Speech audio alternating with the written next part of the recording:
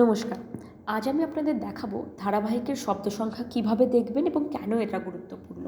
তো আপনারা তো যারা প্রতিযোগিতায় অংশগ্রহণ করেন বা যারা ধরুন নতুন করছেন, তারা এই জিনিসটা জানেন যে প্রতিটা ধারাবাহিকের ক্ষেত্রে প্রতিটা পর্বের একটা শব্দ সংখ্যা থাকে। আমরা প্রতিটা ধারাবাহিক যখন চালু করি, লঞ্চ করি, প্রতিটা ইভেন্ট লঞ্চ করি তো সেখানে আমরা বলে দিই যে কতগুলো পর্বে কতগুলো করে অন্তত শব্দ থাকতে হবে। তো যেমন এখানে দেখুন ক্রিয়েটার্স চ্যালেঞ্জের ক্ষেত্রে আমরা লিখেছি যে প্রতিটি পর্বের শব্দ সংখ্যা অন্তত 1000 হতে হবে, অর্থাৎ 4-5 মিনিটের এক একটা পর্ব।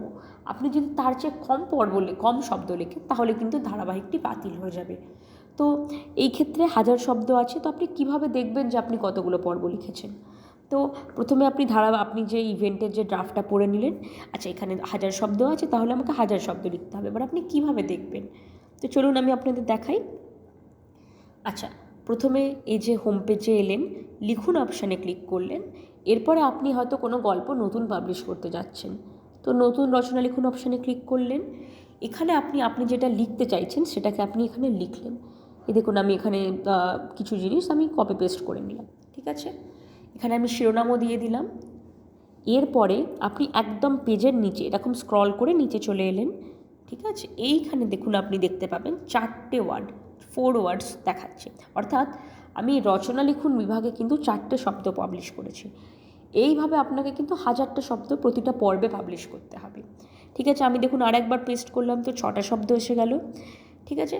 তো এইভাবে আপনি দেখতে পারবেন একদম নিচে যে আপনি কতগুলো শব্দ লিখেছেন, আপনাকে আরও কটা লিখতে হবে, এবং এরপরে আপনি প্রকাশিত করে দিলেন আপনার ইচ্ছা মতো।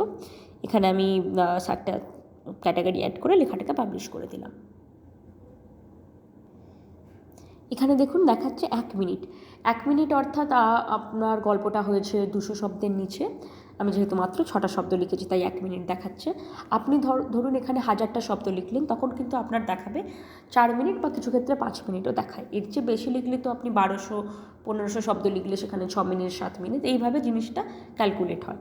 তো আশা করি বুঝতে সুবিধা হবে আপনাদের এখান থেকে।